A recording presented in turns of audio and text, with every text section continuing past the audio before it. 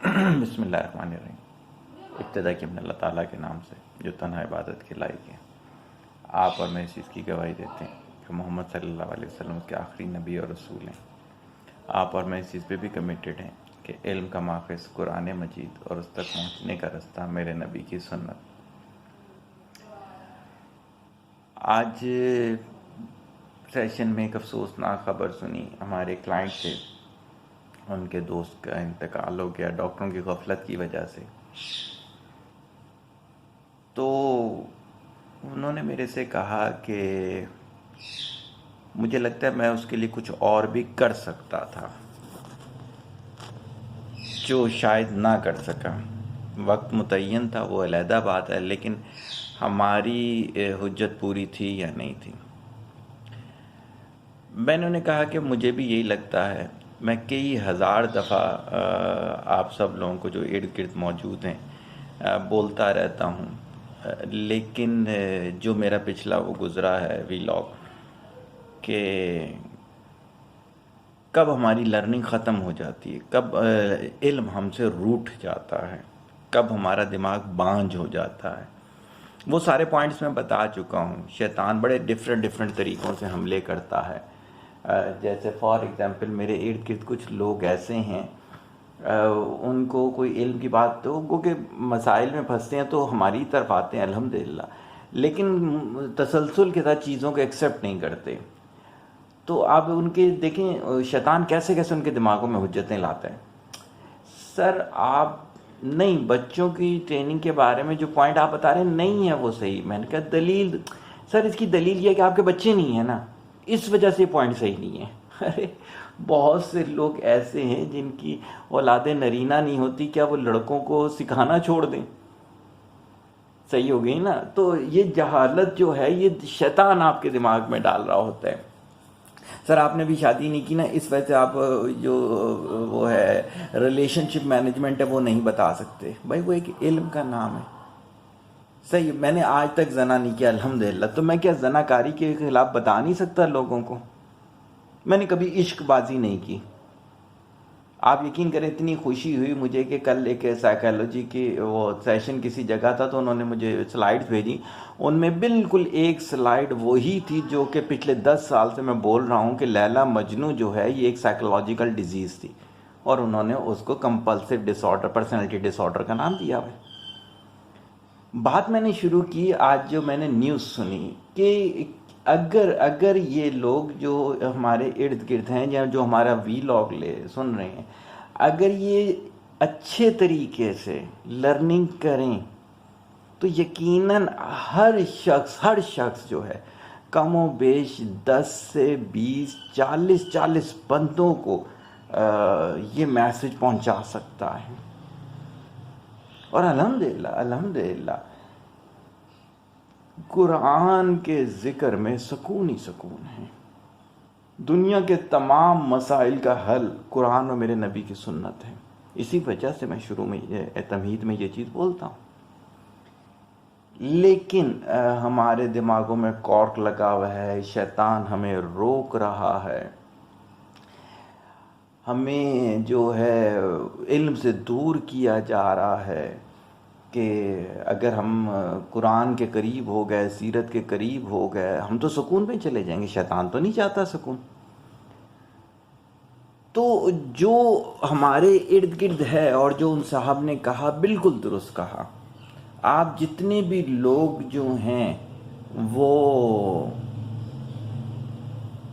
میرے رابطے کے یا جو ویلاگ سنتے ہیں، اگر یہ تہیہ کر لیں کہ اپنے ارد گرد جتنے بھی لوگ ہیں ان تک یہ پیغام پہنچانا ہے، اور وہ کوئی یہ نہیں ہے کہ سر صغیر کا۔ اب یقین کریں 2 خواتین ملی، دبئی کا واقعہ بتا رہا ہوں میں آپ کو۔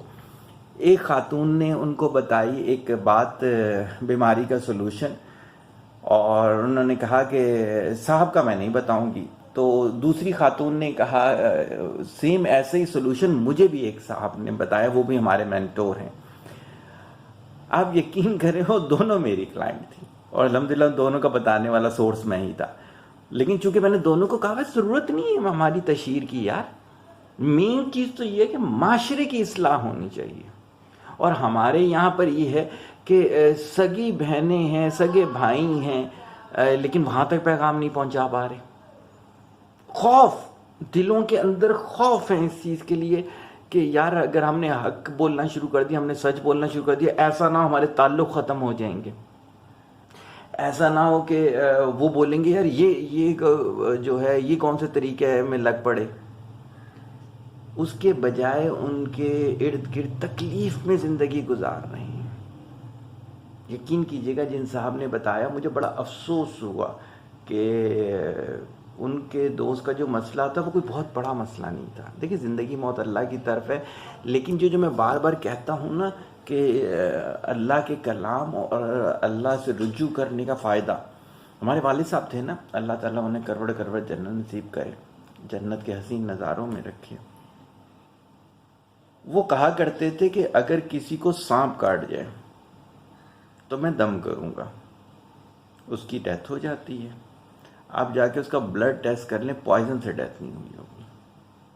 اور الحمدللہ میرے اپنے، میں گواہ ہوں اس بات کا کہ کڈنی کی تکلیف میں کوئی آیا، میں لیکچر دے رہا تھا ان دنوں، پڑھایا کرتا تھا میں، تو جس گھر میں پڑھاتا تھا ان آنٹی نے کہا بہت تکلیف ہے بیٹا کچھ کر دو. تو میں نے دیکھا تعویذ پڑے ہوئے تھے کڈنی والے، میں نے دے دی اور کہا بھائی ٹیسٹ کرا کے ڈاکٹر سے رجوع کریں.